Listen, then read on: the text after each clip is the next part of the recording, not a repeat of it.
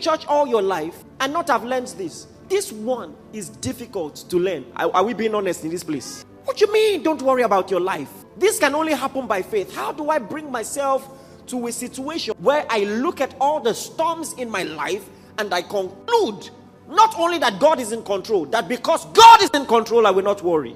And the reason why you have to learn this is because if you're not careful, your life will be about it. You will discover that there is always something to worry about. And that's exactly what he says. He says, what you shall eat or what you shall drink, not for your body what you shall put on, is not life more than food and your body more than clothing. He said, is your life not more than that? He's letting you know that if you give anxiety the chance, your whole destiny will be about the things you lack. That there is always something you're pursuing. Haven't you noticed? I've given this example many times that when you were in primary school, you were anxious about common entrance. I just want to pass. I want to make sure I don't fail. Then when you passed that, you were anxious about getting into secondary school. Which school will accept me? Then when you got in there, you were anxious about junior WAEC. And when you eventually passed junior WAEC, then you were anxious about senior WAEC. And then when you passed senior WAEC, you were anxious about JAM. Not everybody who passes WAEC passes JAM. There just might be a glitch or something. And then you pass JAM and you're worried.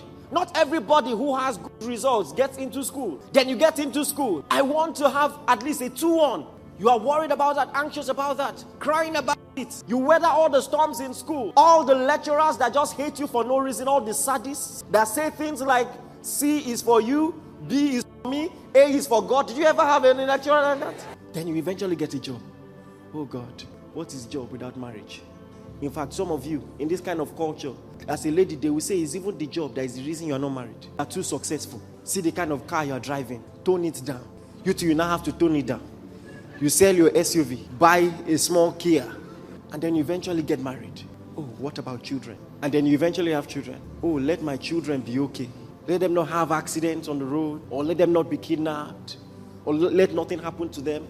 And then Jesus is asking you a question. Is your life not more than food? Is your life not more than raiment? He's letting you know that you can be so anxious that you forgot to live. That at the end of your life, you can look back and you just discovered, I was always pursuing something. I was never really happy.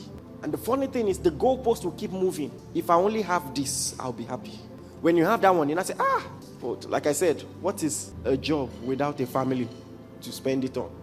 To spend the money on. Anything that you say, if you only had, your life will be complete, is an idol. If you look at your life and you see insufficiency, that if I only had this one thing, then my life will be complete, that thing is an idol.